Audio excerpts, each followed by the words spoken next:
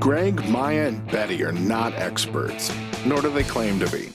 They're just a bunch of nerds who enjoy talking about movies, shows, and current events. So sit back, grab a coffee, relax, and enjoy a brand new episode of All Queued Up.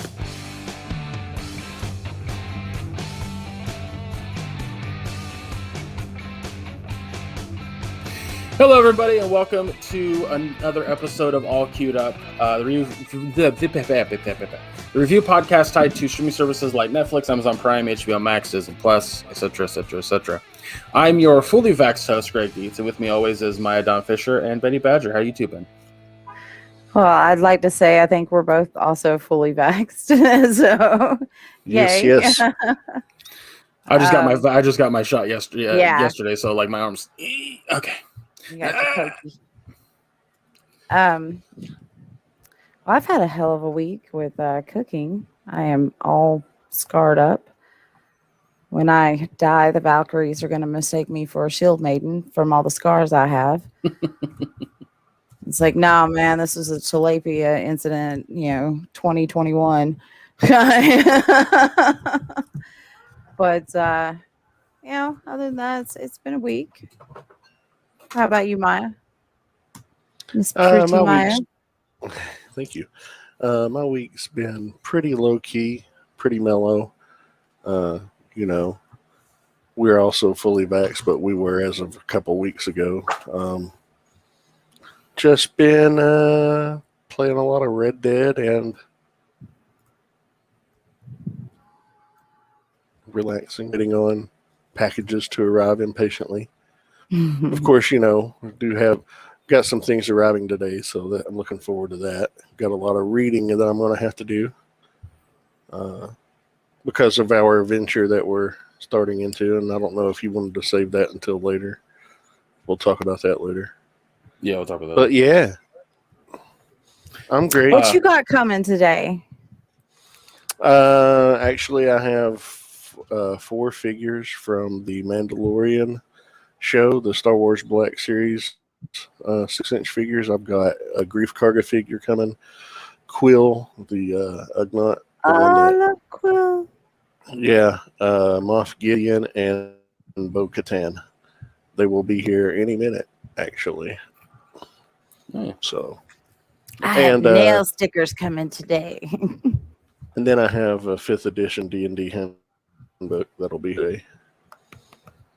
Ooh. So I'm going to look through it and see how vastly the differences are between the books that I have, because I have like over $1,000 in materials, source materials of books that, oh yeah, it's ridiculous how much I have.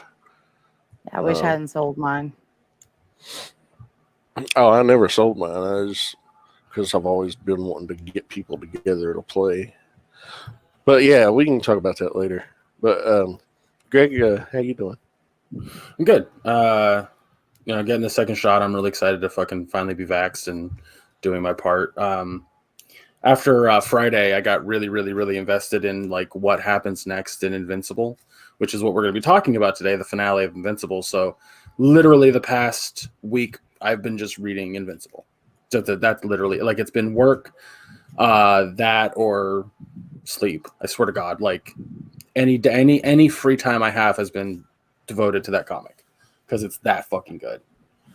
That's awesome. At least to me, it is. Like it's so like I said, we'll talk about the finale here in a second. If you have not watched Invincible, go do that. Come back and listen because it's going to be full on spoilers.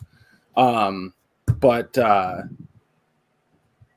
the comic tells the same story as the show, but differently. And I know that sounds like no shit, it's a comic versus a show, but it's the exact same story. It tells it in a different order. Yeah. So, for example, the story with D.A. Sinclair and the cyborg man that he's creating. Mm-hmm.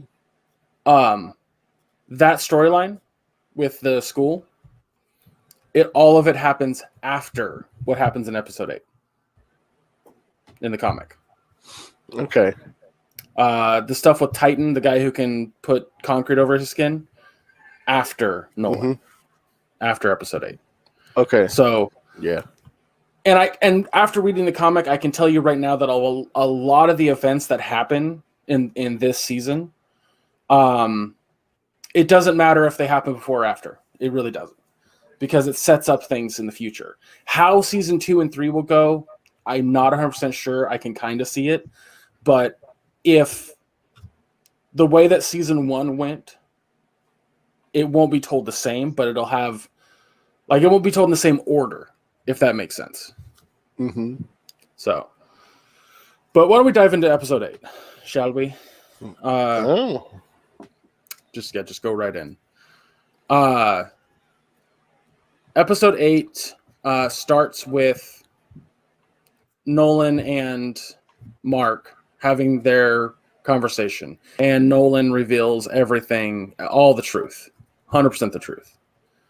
That the Viltrumite Empire is conquering Earths. They are a conquering race of space-faring creature of people that look very human. They also believe in culling the weak and only the strong survive. Yeah, well, with their race specifically. Yeah. Yeah, because like I'm trying really hard to not spoil the comic. So for this episode, he explains that one of the things that the Viltrumites will do when they go to planets, if there's no resistance, they help the people. Like, they give them technology. And that he would, if Mark didn't fight him, he was going to do that with Earth. Or at least he claimed that much. And that's what I remember anyway. Can't say I didn't see it coming. I mean, that's, for sure. It was, honest truth right there. But my God, I mean, did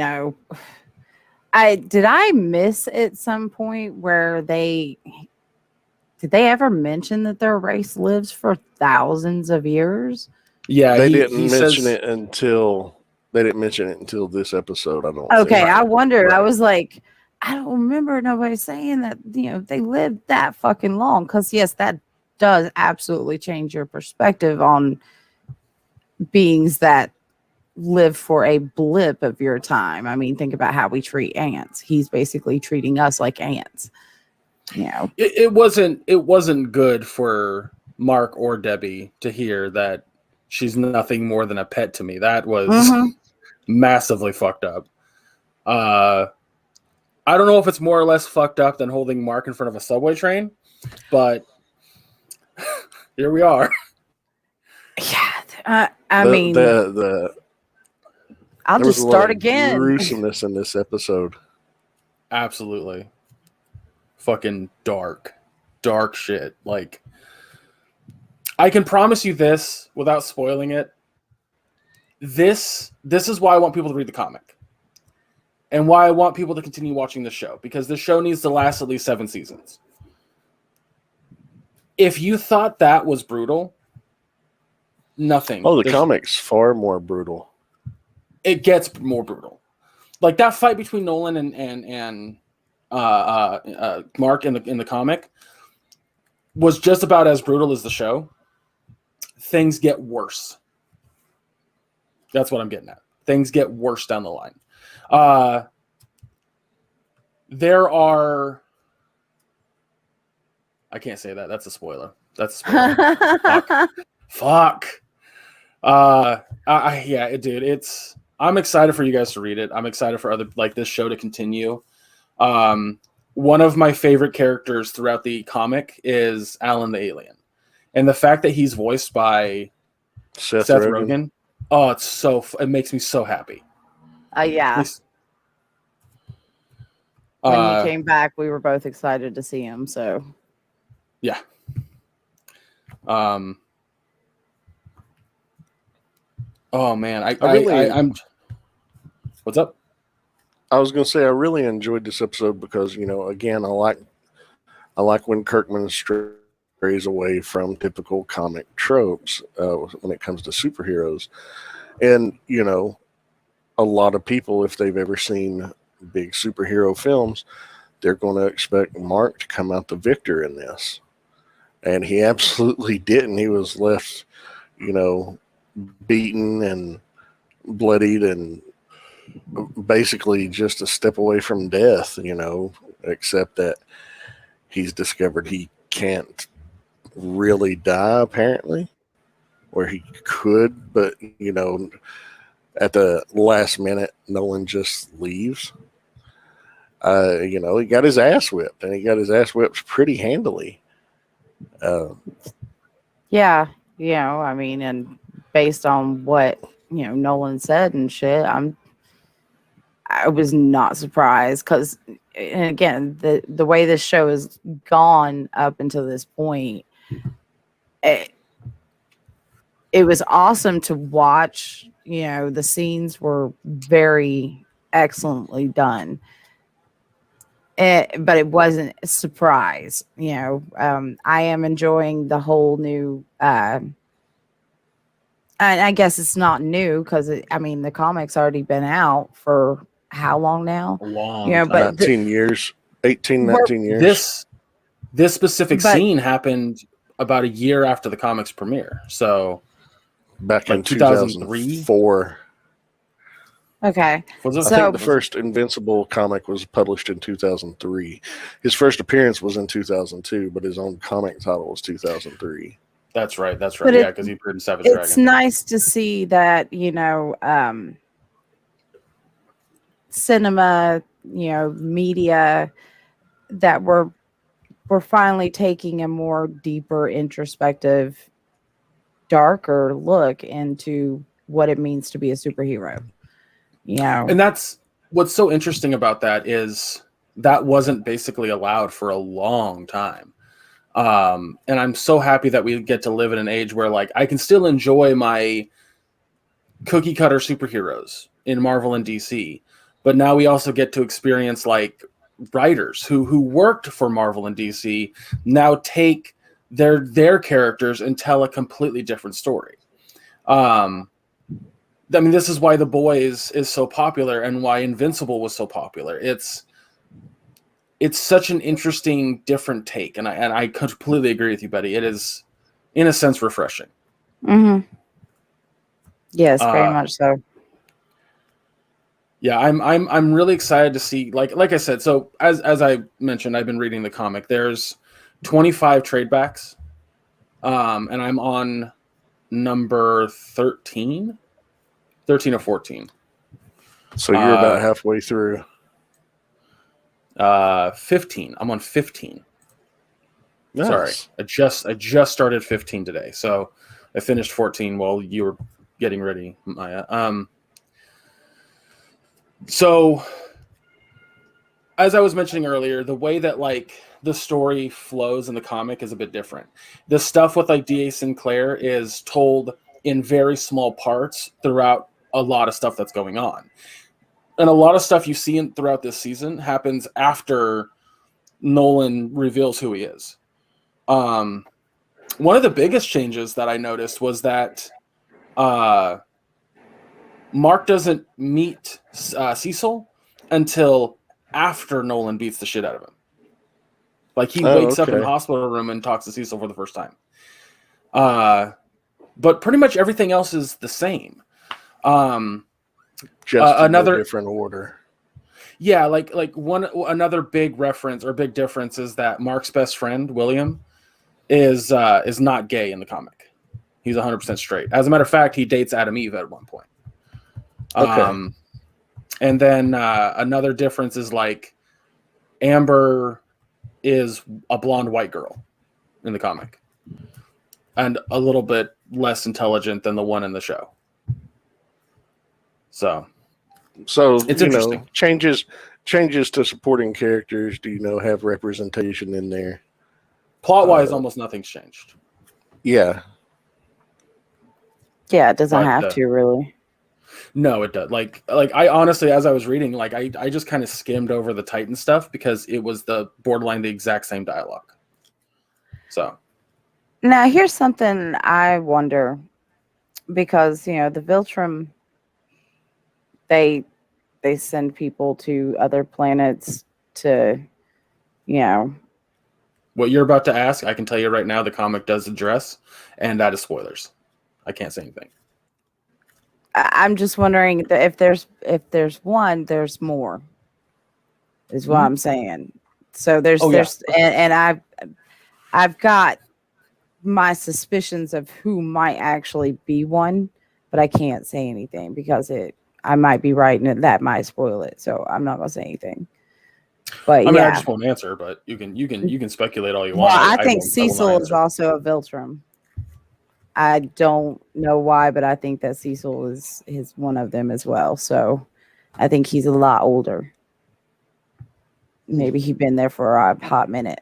I will say this: when certain arcs are done, the comic did this really cool thing where it said, "At long last, the origin of blah blah blah."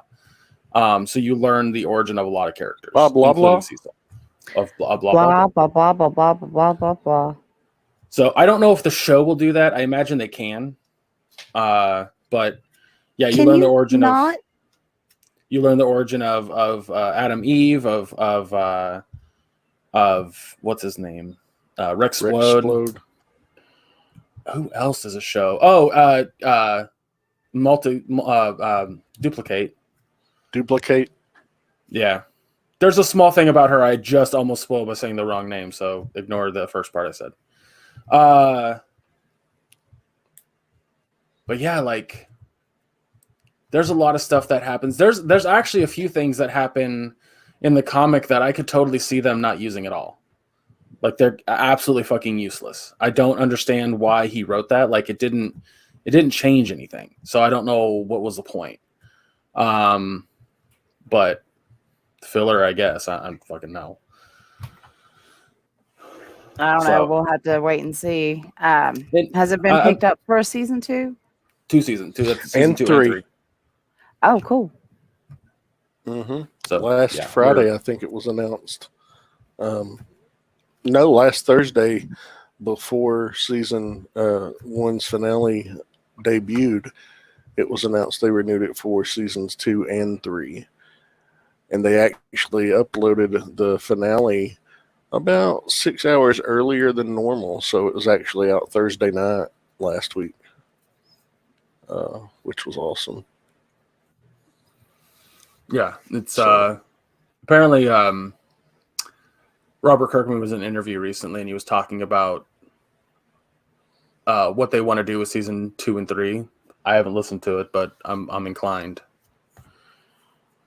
I'm looking forward to it. I think anybody who hasn't watched this show by now should check it out because it's not what your first impression. I say this to everybody. Watch the first episode all the way through to the end.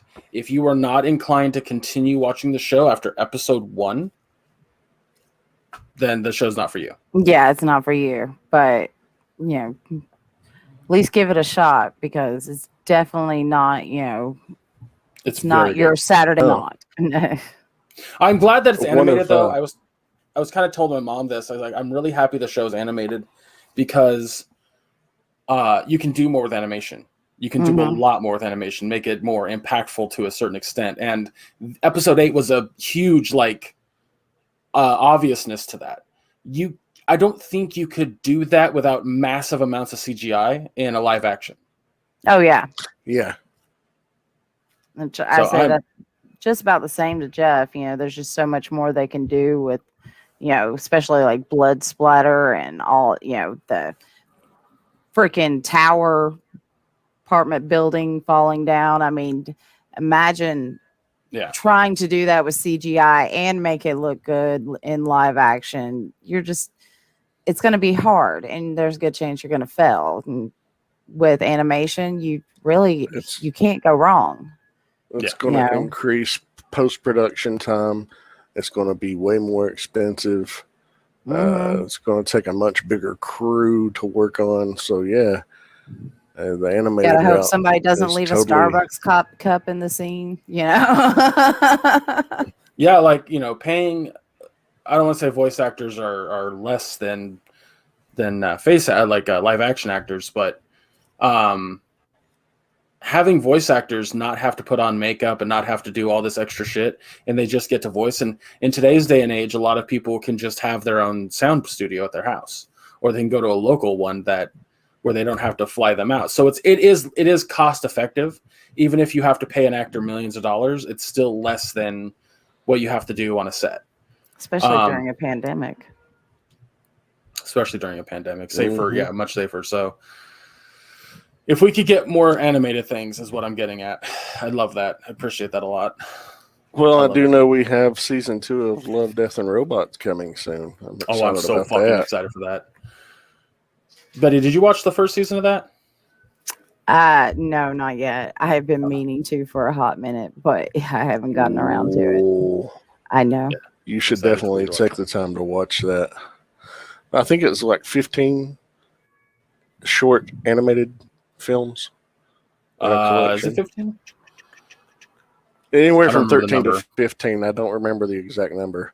But some of them, there's something there for everybody, my favorite one was obviously different from Greg's favorite one, but several of both of our top, I think there were one or two that were very similar in our top 3 favorite ones. But it was a lot of fun. I'm actually trying to catch up on 2-sentence horror stories on Netflix. Speaking of animation, sorry to cut that off, Betty. I just had it in my mind. I kind of mentioned it to you guys before we started recording. I watched The Mitchells versus the Machines. It is another animated thing that I'm happy is animated and not live action because of what they were able to do with it. It's kind of like how if you watch Into the Spider-Verse and you're like, wow, I'm glad this was animated because of what have you seen that one, Betty? Nope. No. I would recommend it. It's not your typical superhero story. It has different beats to it. Plus it's a great story about a father and son situation, and it's wonderful. I don't know anybody that hates that movie. I really don't. But one of the things for me that's important is that the way that they do the animation is groundbreaking because they were able to do extra things that weren't done in 3D animation or traditional 3D animation. The same can be said about Mitchells versus the Machines, 100%. So that's all I was getting at. It's really fucking cool. But that's also if you're into animation and the form and the process and all that jazz. Oh yeah. Well, why don't we give a grade to Invincible? I cannot believe I forgot the name for half a second there.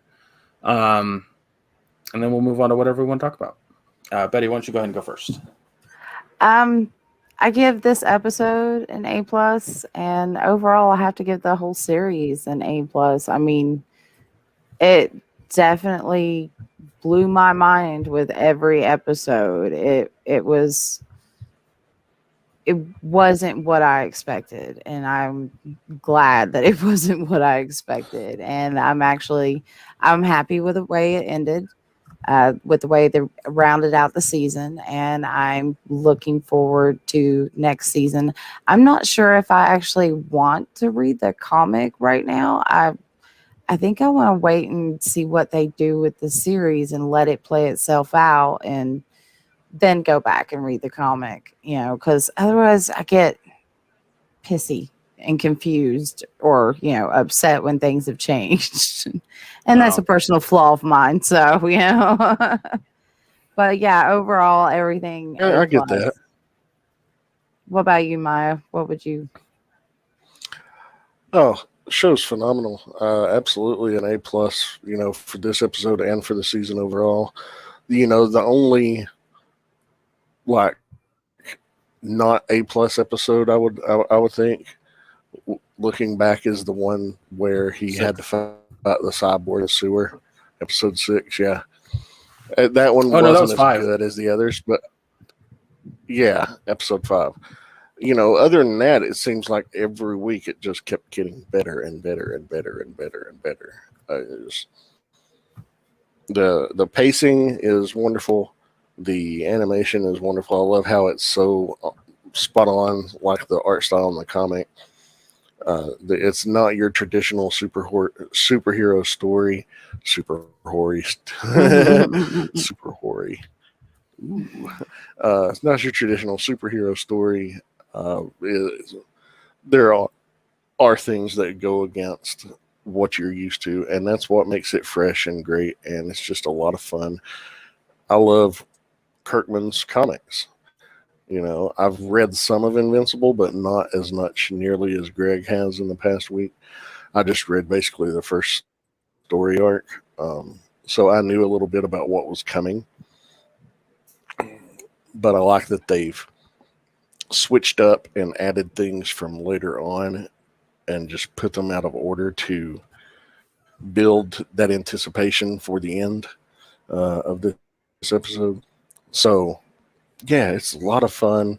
I love the musical choices that they use. It really can set the tone, set the mood for what you're feeling when you're watching it. Yeah. I want season 2 now, and sadly, I know it's going to probably take at least a year, probably closer, more realistically, to end of 2022 before we get it. But I'm excited. Seasons 2 and 3 are greenlit. Greg, what about you? Without giving anything away from the comics. Yeah. A+ across the board. I like I said, I'm a fucking stickler for really solid, good animation, and this show did a great job at not only having really unique animation throughout the entire show, but not having static backgrounds that just have cells over them. Like, they actually felt like every frame was drawn from front to end. I know that it wasn't. I know that a lot of stuff is done on computers nowadays, but it was very well done. Very fucking well done. So I'm excited for season 2. I'm excited about how not how they're going to change the story, but how they're going to change the flow of the story. I think it's going to be. I think it's going to be fantastic, and I'm so stoked for what's to come and to see everyone's reaction.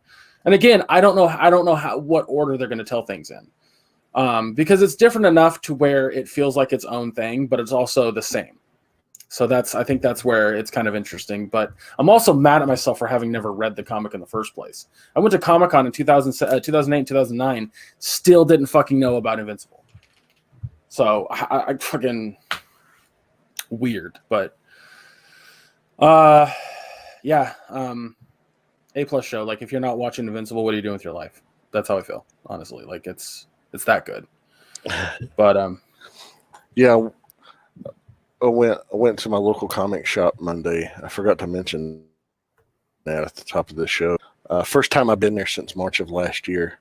So it was wonderful to see the guy that owns it, who I've been a friend with since 1995. He's been open for 28 years now. He just had his 28th anniversary sale this weekend, and I wanted to make the sale, but it didn't get to go. But a friend of mine and I, we went on Monday, and my friend hasn't started watching Invincible yet. And Brian at Cavalier Comics, hey Brian, love his shop, love the guy. He's just one of the nicest people. Great place to do business. So if you're in the area, Wise, Virginia, Cavalier Comics, check it out. Give Brian some love. He had been watching it. He said he and his wife had just finished episode 5, and he was just loving it. And my friend that I went with, he hadn't seen the first episode yet. And we're both like, what's wrong with you? Start watching it like today. Yeah. Speaking of something similar to that, Maya, our friend Mark that started playing Fall Guys with us, Monday night we were playing, and he hadn't watched any of it at all. And we were like, you need to watch that. The next 2 days, just kind of binge the whole thing. Episode 8 is already out, which is the finale. Just watch the whole thing. And he was like, all right. And so then last night we were on, he goes, yeah, I started watching it. I got about halfway through episode 1. I mean, it's very formulaic. It's fine. And we were like, you didn't even finish episode 1? He goes, no, I didn't. I was like, finish episode 1. If you aren't immediately into the show after episode 1, there's something wrong with you. Just because, we're guy friends, we're fucking with him. But yeah. But I was like, how do you not finish episode 1? It's so weird to me. I don't know. My sister hasn't gotten through WandaVision. She hasn't even finished episode 1 of that. And I'm just like, how? How have you, with all the talk that everyone has done about this fucking show and how much you say you love your superheroes, how the fuck have you not watched WandaVision yet?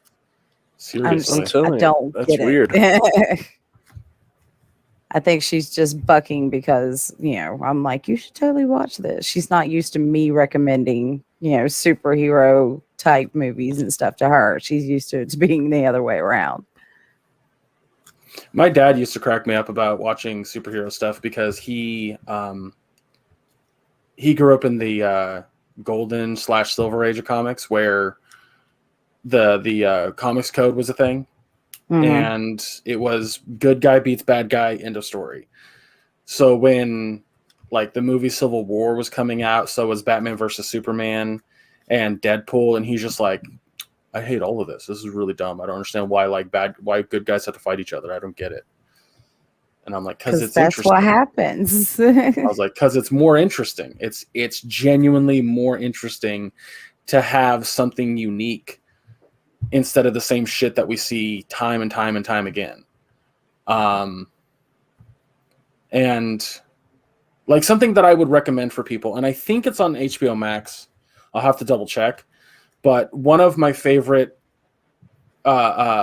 Superman comics is called Superman Red Sun. And there is a full-on animated HBO movie. Max. Okay. I'm pretty sure it's on HBO Max. I know All-Star Superman.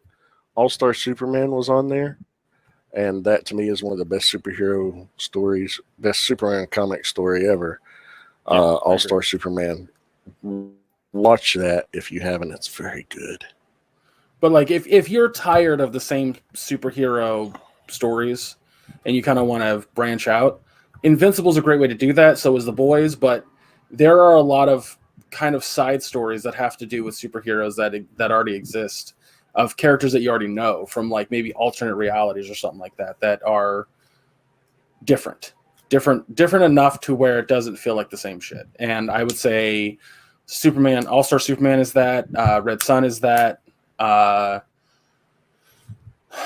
of Superman fucking sucks. The movies are better than the comics, but what the fuck ever. I know I'm just talking about Superman here. There's a whole story of Batman in Japan, which is fucking great. There aren't a whole lot of Marvel animated stuff. There really isn't, other than like there's a few things, but there's a few things they did, especially back in the mid 2000s and early 2010s. They did a lot of animated features, but they were like straight to video or straight to DVD release, like Hulk versus Thor, and there's a Doctor Strange animated one. There's an Avengers animated one. There's a few, but they're okay. But DC, where they lack in their live action movies compared to Marvel, they absolutely slay Marvel when it comes to their animated stuff. 100%. Like, I keep telling people about the Flashpoint fucking like 15 movie lineup that you can watch. Oh, Flashpoint's great. It like starts with Flashpoint and goes into like a whole slew of things that end in Justice League Dark Apocalypse. I think it's called Apocalypse, but that story is completely different than anything you know of superheroes. That I also highly recommend. I mean, you can watch that as a standalone, but I recommend watching at least like a solid like 7 of these movies just to kind of get a handle on what things happening. But I get it when people say to me like, I'm tired of the same superhero stuff. I'm tired of the same superhero shtick. I get it. I really do, because I don't want to see the same thing. yeah, I don't want to see the same thing in Marvel that we saw the past 10 years. I want to see new shit. That's why I'm honestly excited about Eternals and Shang-Chi. I'm excited about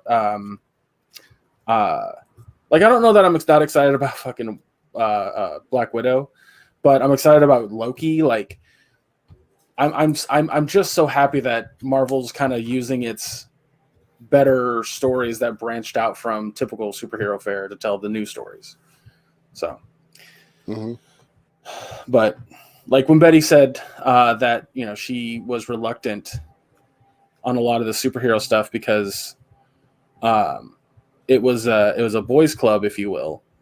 I totally got that. I totally understood that, and it was for a very fucking long time. Yeah. But I'd say the past 2 thankfully, decades have been different. Yeah, thankfully there's, I mean, in my comic shop, when I go there, and it's more than just a comic book store. I mean, there's tons of hobby stuff. Like, it's where I get all my miniature paints, my brushes, my miniatures that I paint. I get just about 98% of everything from there. But, you know, there's tabletop games, there's, you know, D&D stuff, there's he sells action figures. You know, he's a comic book retail store. A lot of things to help keep the sales up. And he's, you know, during a pandemic when everybody has to stay at home, his sales have skyrocketed. He can't keep things in stock. His Gundam kits are on back order. But what the point I'm getting to is, back in the 90s, it was rare to see a female in the comic shop. Yes, I used to work in a comic shop in the 90s. I used to work at a comic shop in the 90s, and I can count on one hand how many different females would come in on a regular basis. Oh yeah, and that was back in 94, 95. As a girl walking into a comic book shop, you know, it was very much everything stopped and everyone turns around to stare at you They're like, because the female species has entered the building. You know? Yeah. Dude, Well, this is exactly happening. Yeah. Yeah. This is exactly the But stigma now, that I love to break, because gatekeeping still exists today. Gatekeeping Yeah. of, like, it does. It does. It's so frustrating because a lot of this stuff is fun. Whether it's video games, D&D, fucking comic books, it's fucking fun. And Well, to completely tell a whole group of people they can't. Oh, yeah. Go ahead. Sorry. Well, the whole point I was getting at is, now you go into the comic shop and it's about a 50-50 ratio of male and female in there. You know, and it's great to see, because girls are into all kinds of things. And, you know, yes, there's some that are into superheroes, but there's some that are into manga, some that are into tabletop gaming, some that, you know, love to buy figures, statues. You know, it's great to see that just blending of sexes, or blending of gender. You know, hey, I'm still getting used to it. More than one gender, more than two genders. But you know what I'm getting at is, typically, Yeah, you it's don't nice see a lot to of see a more equal representation. Wouldn't see it. And diverse, equal and diverse representation. Yeah, well, and that's the thing, you know, it's like, I think that our generation, you know, the end of Gen X, we grew up with games, and, you know, it's like D&D was one of those things. It's like, you know, we grew up with that, and when I discovered D&D TikTok, I was like, holy shit, people are still doing this. I fucking love this. People are still at it. And these are our kids. We've raised them, you know. It's us. We're there with them, but, you know, they're taking it on, and it's still alive, and it's because we love games. Humans love to play games, you know. I mean, and it's something that you're not going to see an end to it anytime soon, and I'm very glad for that. I love seeing again the D&D TikToks that I've been watching the compilations of on YouTube. It's just awesome to see the younger generation and even some people, my own age, who are still in it and doing it. And it's like, yes, I love this. There's hope for humanity yet. Have you ever seen the TikTok of as a group playing D&D? It was like one person acting out every role, but it was audio from a D&D podcast or what the fuck ever. And the DM goes like, you enter the room and you can't really see anything. And so one of the guys says like he turns on a lantern or a torch or something like that, and he rolls a specific dice to see how bright it'll be or whatever. And I think it was a wizard, and he was turning on his staff to light up the room. And he succeeds, and he says, "What's on each wall?" And the DM says, there's nothing on each wall; it's just brick. But on the far end wall, you just see the words, "I'm hungry." And they're all kind of like, "I'm hungry," and then the girl, she goes, "Hi, hungry, I'm dead." And the DM just goes, "You just fucking solved my puzzle." Oh wow!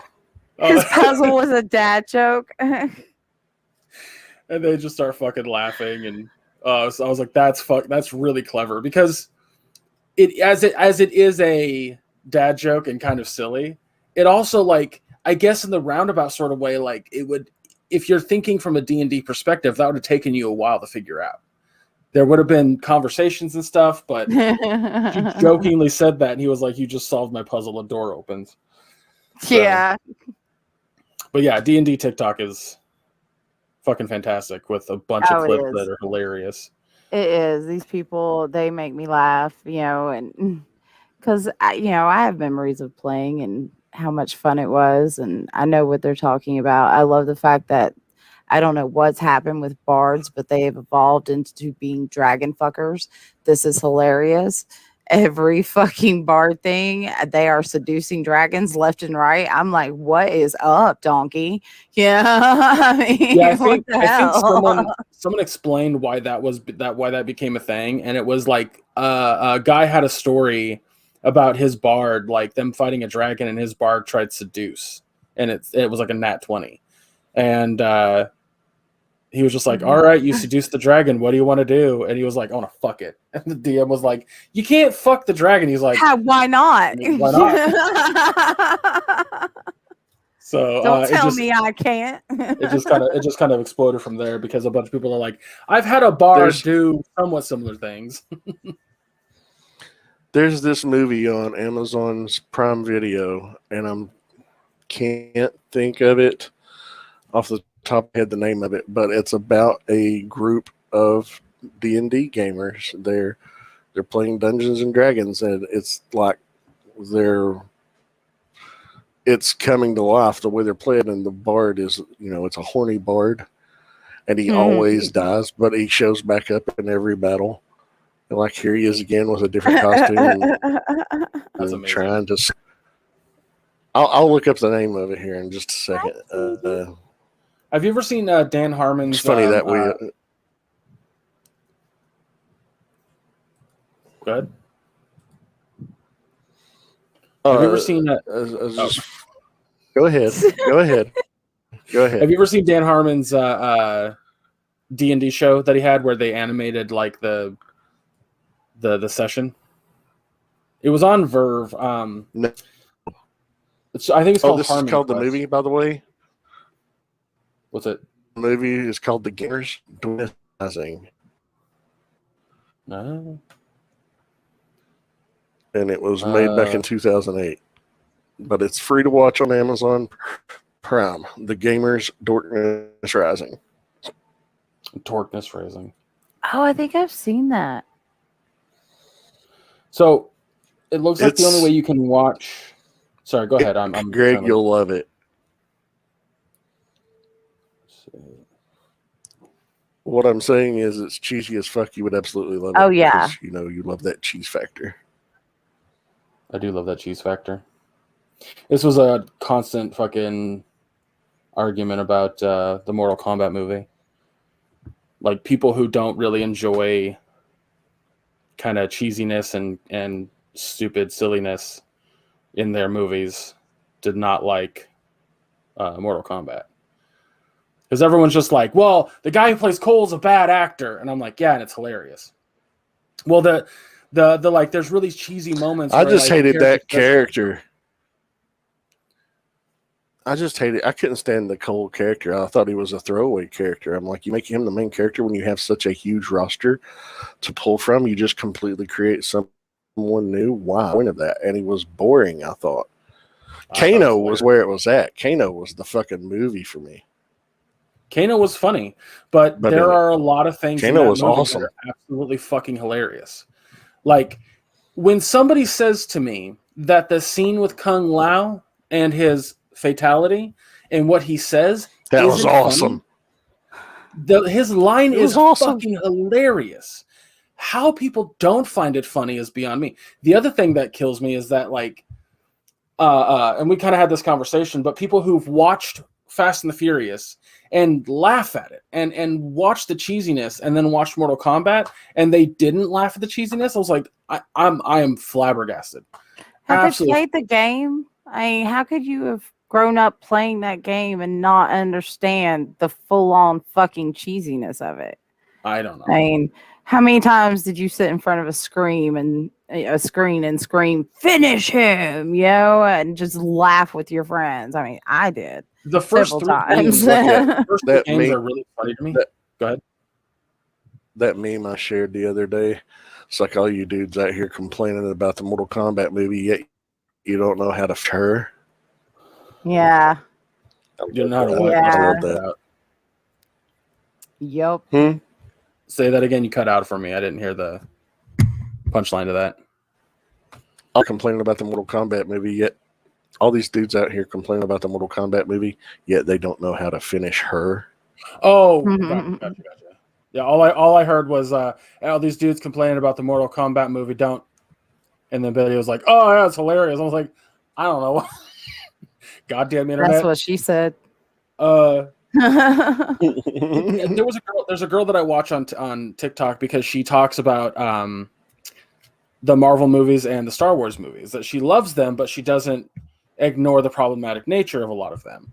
And she, like, one of her things was she talked about how Age of Ultron really shows off Joss Whedon's creepiness in a lot of scenes. And it was pretty funny, but she was talking about Mortal Kombat and that she fucking loved it because it was so silly and stupid and ridiculous, and it was just fun in that regard. And somebody in the comments was like, "Yeah, it's just as silly and fun as the Fast and the Furious movies." And her response was, "Is that what people get out of the Fast and Furious movies?" All the fucking comments were just, "Yes. Who watches those seriously?" Yeah, again, I'm with her. I did not know this until you. I thought that these were supposed to be serious movies, and I was like, "Oh God." The first three are definitely meant to be taken seriously. It starts. I know people that do take them seriously. That's fucking dumb. It's 4 and on that I think are best because they have some of the best cheesy, corny moments. One of my favorites is when The Rock is introduced into the series, and early on in the movie, he gets his arm broken. So for the rest of the film, he's in a cast. At the end of the film, when the climax is happening, he literally, and I'm not joking, flexes the fucking cast off his arm and then says, "Daddy's got to go to work." How is that not fucking amazingly hilarious? It's so good. And this is what I was trying to say, Maya. Like, I could give 2 fucks about cars as well. I don't follow car culture, but Fast and the Furious is so much fucking fun because it's so dumb. Like, you don't have to be into cars to enjoy the silliness of one of my favorite moments is the fucking 22-mile long runway. I think it's in number 6. The reason I say that is because there's a whole scene where a plane is trying to take off, but they're literally tethering it to the ground with cars. They're going as fast as the plane needs to go to take off, and the scene is like 20 minutes long. So somebody did the math, and they were like, "That's a 22-mile-hour runway, or 22-mile runway." Yeah. Fucking amazing. I love it so goddamn much. And they just keep upping the silliness factor. That's why there's a running joke that the next one they announce it'll be in space. Here's the thing. At the end of the fucking trailer that just came out for Fast 9 or for F9 has a fucking rocket booster on the back of a car and they fly out of a plane with it. Yeah, they're going to space. God. Yeah, they're going to space. Like, all right. I cannot stress I'm not enough. Gonna watch any of them. I know you're not. You weirdo. Here's the thing: is I watched one, and I really liked one when I was younger. I thought it was a fun movie. And then I watched 2 when that came out, and I was like, that was kind of dumb. And then I watched Tokyo Drift, and I was like, this franchise went down the hill real fucking quick. So I didn't watch any of them after 3. I just didn't think they were going to be good movies. And it wasn't until my friend Andy, it was like around the time that 7 was coming out. And he was like, no, we have to watch all of them at my house. We have to like watch all of them, drink Coronas. I was like, okay, I'll come hang out. And he tried to get other people to join. Nobody showed up. It was just me and him. So we watched 1 and I'm like, okay, it's still a solid movie. The bad acting is there clearly. And I was blind to it as a kid or younger person. And then 2, we watched 2 and I was like, all right, Tyrese is kind of funny in this one. I get why people like it. And then 3, I watched 3 again and I'm like, I don't know how people like this movie. It's just kind of boring. And then we watched 4 and I went, well, hold on. Are they trying to make this like just a high budget action film? And then 5 is where it really started with the over the topness. And that's the one where they drive the bank safe through a city with 2 cars attached to it. Holy shit, dude! It's so fucking over the top. And then it just keeps ramping it up. Honestly, it's so fucking funny. The recent one that came out, or the technically the most recent one, is Hobbs and Shaw, which is the Rock and Jason Statham character from the Fast franchise. That one's even more over the top because Idris Elba is in it. And he has a suit that makes him a superhero. He has a suit that makes him a superhero. So we're going there, huh? Oh, we're going there. Fuck it. I love it. I love it so much. I cannot stress this enough. I just kill it with fire. Have you guys ever seen the movie Crank, or Crank 2 for that matter? I've seen bits of it. Never gave a shit. Oh my god! Well, have you seen Dead Snow? I've heard of it. I have not watched that one. Oh my god, Greg! If you love B movies, you need to watch Dead Snow. Movie was fucking hilarious. You know, I think isn't that the one about Nazi zombies? Yes, it's it great. It is so good. I laughed my ass off because my friend recommended it to me, and I thought this was going to be some serious Dutch movie or some shit. And then I started watching it. I could not stop laughing. It was so funny. Yeah, if you love B movies, you definitely have to see Dead Snow. Speaking of Dead Snow and zombies, the other one that I still need to watch that I really want to is Iron Sky. Have you heard of that one? I've heard of it. I have not seen it. It's Nazis on the moon. Oh yeah, I actually have seen that. Yes, I have. Okay. Yes, I have. I heard it's pretty like B movie-esque. It is. Yes, you will love it. You will absolutely love it. It's been a minute, but yeah, we watched that around the beginning of the pandemic. Again, my friend Matt, y'all would meet him. Y'all would love him. He's awesome. He introduces me to a lot of fun things, and that was definitely one of them. I was like, what the fuck? Nazis on the moon? Yeah. The premise is amazing by itself. I fucking love B-movie. I think the reason that I love them is because you can just kind of enjoy them without thinking. Like, they're just silly, and you're just like, this is fun. This is just dumb fun. One of the things that is that's why I miss TFO so much. I will say this though. One of the things that I hate most about like old school 70s B movies or grindhouse movies is the fact that they were like, well, we have 70 minutes of a plot, so we have to fill in the other 20 minutes with just, I don't know, long highway shots or just long fucking B-roll shots. And I'm just like, oh, stop it. Maybe please. some boobs, throw some boobs in there for good measure. Boobs are good. Boobs are fine. Yeah. I fuck good. That Dead Snow's definitely up there. I don't know if people were supposed to take Noah as a funny movie, but I sure as fuck did. Noah, what is that one? The one where they had like fairies and giants, and he was building the ark. It was about Noah, the Bible character. It was the most recent one that they did. It was so funny. I laughed my ass off this entire movie. I don't know if it was meant to be funny, but I thought it was hilarious. I mean, it's probably like I think I talked about this a while back. The best B movies or the best movies in that fashion are the ones made in earnest. And what I mean by that is if they went in making this movie trying to make a good movie, they weren't trying to make that's why I hate a lot of the Asylum films. Like the mock-ups or like Sharknado and stuff like that, because those are not made in earnest. Those are made to be B movies. And I don't find them as funny. I feel like they're just trying too hard and they're contrived. But then you have things like, I can't remember the title, but it was like Abraham Lincoln Zombie Killer or something like that. The fucking writer and director of that was like, no, I was trying to make a legitimately fun movie. I wasn't trying to make it silly and B movie-ish. What did you think was going to happen? It's based on a book. Well, you have Pride, Prejudice, and Zombies. That's based on a book. You also had the Abraham Lincoln Vampire Hunter.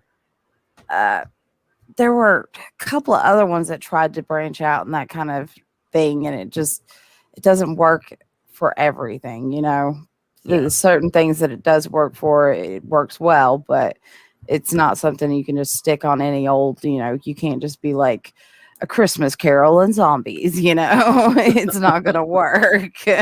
One of my favorite. Tiny Tim's getting fucked up. Somebody's take him out first. He ain't going to make it with the rest of us. He can't run. People have asked me, what's the difference that might between be the episode title, Tiny Tim's getting fucked up.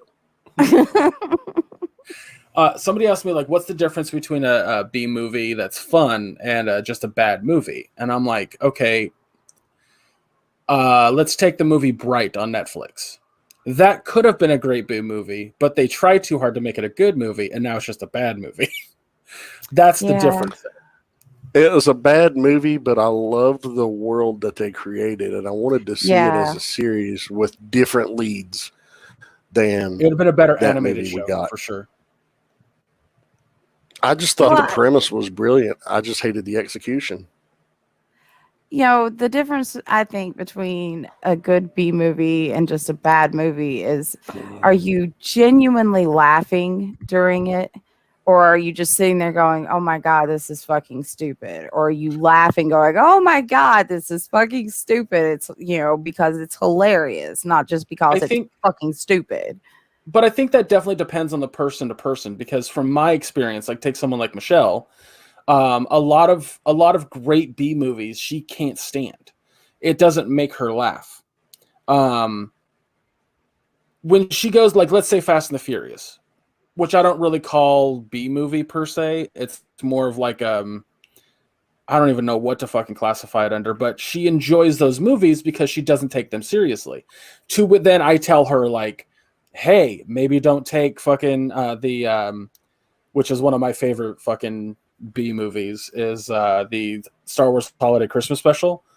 God, I can watch that 1,000 times. It's so much fun because it's so bad. No, it's not. It is so bad.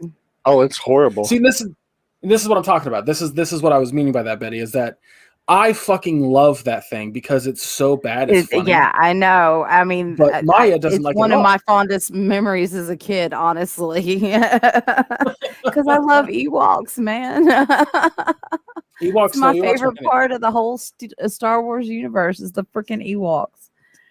Ewoks aren't So- in the Christmas special. They weren't in that? No, There was one TV special that they had Ewoks Mhm. in. There was I remember Well, they had watching two made for Ewoks. TV. They had two made for TV Ewok movies: Caravan of Courage and the Defense of That's what Endor. okay, yeah, I remember seeing those when I was little. Yeah, I remember seeing those when I was little. If Because I've The seen Christmas all They're on the Disney Plus. originals. I wish the Yeah. fucking Christmas special was on Disney Plus. No, the Christmas special was it was made very quickly, and it was made actually before it was after it was this literally the second Star Wars thing ever made. Yeah. And it was about the Yeah. Chewbacca's family on Kashyyyk. Well, they didn't even call it Kashyyyk at the time, I don't believe, but he's supposed to go there for Life Day, and him and Han are running late. So it goes to the family of Ewoks, to which all they do is communicate and growls and fucking roars. While at the same time, like, there's no subtitles for the audience. They to didn't understand have what the fuck is going subtitles on. back then. It's so fucking funny. And then later, like, the Empire shows up. There's a whole musical number with B. Arthur. Oh my god, there's so much to enjoy about it. The fucking love it. animated debut, the animated Boba Fett. Yeah, Mhm. yeah. The first appearance of Boba Fett, which That is was his first even funnier. actual appearance. But that's the thing, is that, like, I am Boba Fett, smacking that thing. I and thousands of other people find so much enjoyment in that absolute fucking piece of shit. But then you have a bunch of other people who don't find enjoyment at all on it. And so I think that saying, like, what makes a good B movie versus what's a bad B movie is, it's all in the eye of the beholder, right? And, Oh yeah. but what I will say to that is the one rule that I do have is that the thing had to be made in earnest. If it was made to be a B movie, it's not gonna be that good. To me, it's just too obvious. So that's why I think I really like stuff that they really tried hard to make into a good thing. So what is Snowpiercer to you? I haven't watched Snowpiercer, so I couldn't tell you. Oh, please do and get back to me. I'd love to hear your opinion on this. I mean, honestly, 'cause that movie just was a whole lot of what the fuck. This is so weird, and I can't stop watching it. You know? I hear the show that came out is actually better than the movie, but I don't know. The movie was made by the same guy who did Parasite. So Yeah, I mean, it's just yeah, watch it and get back to me, because I'd love to hear what you had to say about that, because that movie just, like, wow. I love Parasite as well. I thought Parasite was great. So Parasite is a fucking Yeah, it masterpiece. was. yeah. I mean, I was dying during that. I mean, just every scene, just the tension, and you're just like, ah! It was great. So yeah, Snowpiercer, you definitely, I can't believe you haven't seen that. Definitely watch that. There's a lot of movies I haven't seen. There was a whole period of my time or my life where I probably last like 6 years actually, where I just didn't watch a whole lot of movies. When I was working at Walmart, literally my friend and I would go and see a new movie every single week. Maybe two if there was 2 movies that came out, but like we saw fucking everything. And I really would like to go back to that because A, I love going to the theater, and B, I love watching movies. But, also the past few years have been kind of shitty for me to watch things in my room because it's either on my laptop, my phone, or that shitty fucking 19-inch monitor I had that didn't have loud enough sound. So now that I have this 32-inch, I actually want to catch up on a lot of movies that I may have missed over the past few years. Yeah, But, I'm not a big fan of theaters Cool. personally. I do like the newer ones that are coming out with the much nicer seating and stuff. And That's you got crazy the because slushy they have machine. love. No, I love we've slushy got a machines. couple of All right ones. We got one that's super nice that I love going to over there at was it Betty the it's off of exit. What's it called? The Pinnacle. Yeah, the Pinnacle is awesome. Have you been there? Yeah. I Yeah. And love it. again, they have such nice seating. They have you can get your own drink and you can get slushies. And the same for the Kingsport Theater too. I mean, I was really surprised what they'd done with that. But I'm not for the been most in it. part, I like Every- being able to sit at home and watch movies because that way, if I need to pee, I can pause it because I can't pause it in the theater, Yeah, I get that. And I don't know. I like being able to just chill out on my couch and watch a movie and be able to talk about it and laugh about it while it's going on, because we do a lot of that. So we watched. I don't know if you guys watched it. Stowaway. Came out last week on Netflix. It's real No. short. It wasn't a big thing, but it was good. I had Anna Kendrick in it and Toni Collette and I can't remember a couple other people.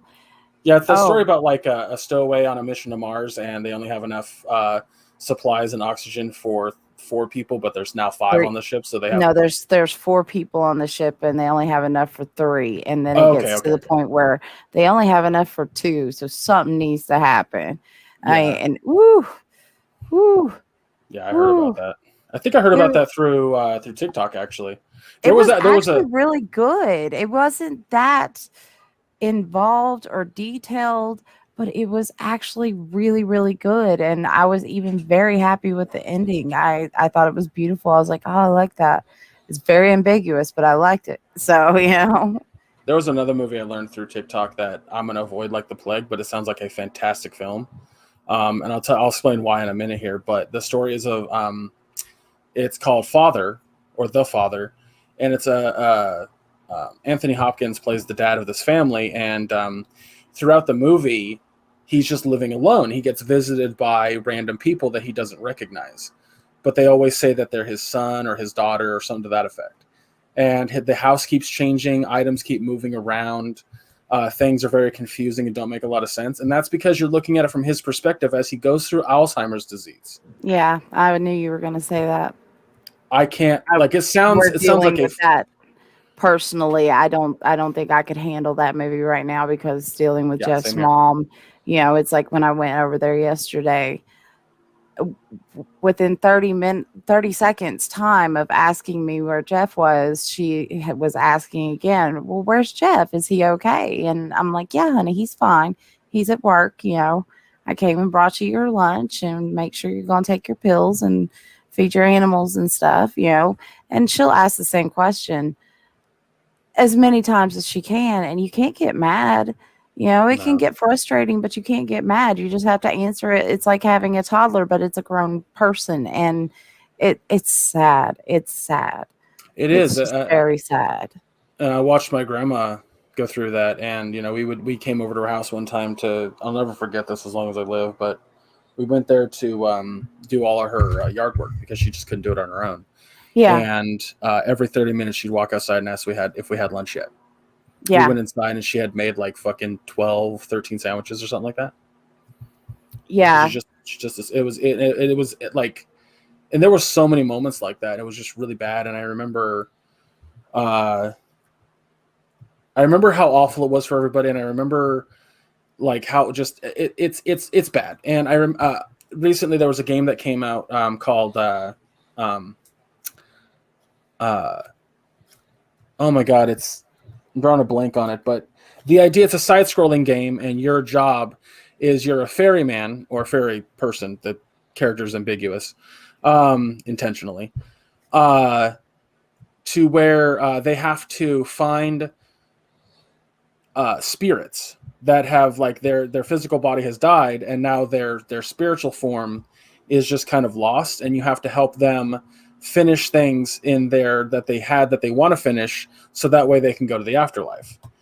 It's a very cute game. It's very nice, heartwarming. However, there's a whole character who's this elderly because that's the other thing that their spirit takes the form of an animal. So there's a mole. There's a Oh, I remember you were talking about this. yeah. I'm trying to blank on the fucking name. It starts with an F. But the old lady, she's a groundhog or a hedgehog or something like that. But you start to do her story, and you're taking her to places, and you're solving the puzzle to get her to, want to go closer to the afterlife. And it got to this whole part where it tells her as a human, and that she had Alzheimer's. And I was like, I can't do this. I literally started crying, and I just haven't finished the game. I had to walk away. So I understand. I could not watch that movie, but it sounds like a good movie. Like, Anthony Hopkins is a great actor, and to tell that horrible disease in that fashion sounds like it would be a really well done movie. I just can't do it. I mean, that's the thing. It's so hard being the survivor on, the caretaker, the person on the outside. And I can't imagine what it's like being the person going through it, and yeah, it's gotta be terrifying. It's got to be, and yeah, I'm sure it's absolutely mind-blowingly beautifully well done, but I don't know if emotionally I could handle that. Absolutely not right now. There was I think that's the weirdest thing about my mom, by the way, is that with this family tragedy, she'll still watch murder mysteries, or she'll watch things too. Or like true crime stories where similar things happened. And I'm like, I get that's a security blanket, but it's very strange to me. I trust me, I know, but it is a female thing. I don't know why we do it. We just love to be told all the different ways that we can be killed by other people, or how we can kill other people if we feel like we need to do that. Get away with it. This is where she fucked up. Let me tell you how I would have done it. Yeah. I still remember her during the Capitol riots when they were happening, and I put it on her TV, and I was like, holy shit, look at this. And she was like, and then like fucking 15, 20 minutes later, she goes, Greg, I can't watch this anymore. It's stressing me out. And literally turns it to, I think, ID. And you hear like, and then they found her severed head in the elevator or some shit like that. I'm like, Christ on a cracker. I know. I was like, when I discovered Skinned this weekend, and I've been watching and going through their videos, and it's all about people who have died under mysterious circumstances or people who are murderers. And the videos are just fascinating. The music is fascinating. And I'm sitting there thinking, how am I such a dark person and still so nice? It just boggles my mind. I don't understand why am I fascinated with this so much? But I wouldn't kill anybody, but it fascinates me, Well, I can't say I wouldn't kill anybody. There are certain people I probably would if I could get away with it, but I think that stands true for most people. So true. Well, on that note. Yeah. It is I'm getting a dark little girl. In a minute. Well, everybody, I think it's going to do it. That's going to do it for us this week. Jesus, why am I saying this so weird?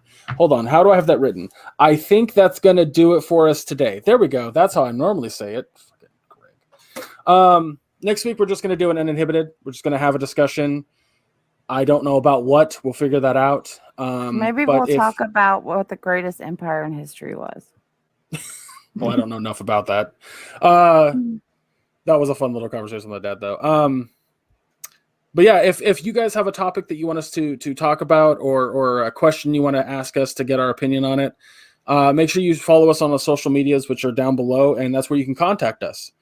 Maybe even leave a comment on whatever you're listening to this on as well. Like, we'll see it, we'll know it, and we'll answer it, or we'll talk about it if that's something that you're interested in. Make sure you also check out the Teespring if you like some merch. We still have a lot of stuff there. We're going to have more stuff coming out, so make sure you check that out. And all proceeds of that go right into the podcast, as far as I know right now. So, right, Maya? Yeah. Okay. Oh, yeah. And go give a thumbs up, a like. I thought well, that is a like, a subscribe, and a comment on our YouTube stuff. We publish the new episode every time we do this. It's the video version. You can see our faces. And yeah, I don't know what to say about that, but yeah, it helps the algorithm. It helps us grow. So, and it's free to you. But yeah, if you like what this show's doing, go do that for us. I appreciate it. Thank you. I think that's it. Yeah, that's it that I have written here. Maya, where can folks find you? I am fucking that up today. You can find me on Facebook online. It's a public profile under my regular name. If you want to follow me on Twitter or Instagram, you can do so. They're linked to my profile. If you want other shows, I'm also on 2 other podcasts each week. Well, 3 one week and 2 the next, but every other Wednesday on the Realm of Collectors YouTube channel on a show called Figure Bangin', where we review action figures live. It's about an hour long. We cut a lot of jokes. It's fun. And then hopefully, Friday night live at 9 p.m. Eastern, although it turns out my town, the internet, the circuit's overloaded on the node that I'm on. Too many customers, and it's slowing it down and killing my upload speed. So we haven't been able to go live. We've had to go pre-recorded, so that sucks. But that's Nerd Life Syndicate, and that is every Friday at 9 p.m. Eastern on the Realm of Collectors YouTube channel. Those are the places that you reach me, and that's that. Betty, where can people find you? They can find me on Facebook at Betty Badger Ogletree, and they can find me on Twitter at Bright Betty.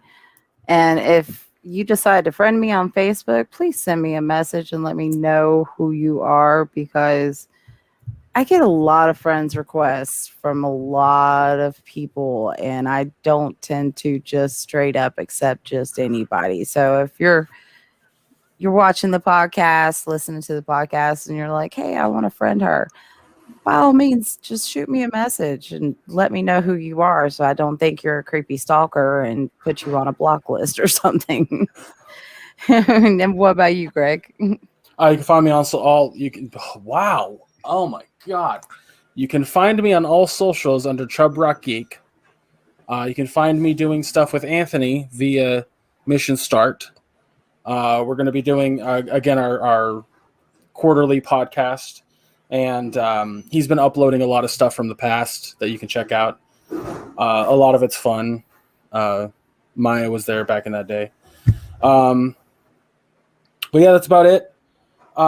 Thank you guys for listening. Again, next week, just an Inhibited. So don't have to watch anything to join us. Just come have fun with us. And in case you forgot, Black Lives Matter. Stop Asian hate. Protect trans youth. We'll see you next week. Peace, love, and polypops, everyone. Take care, everybody.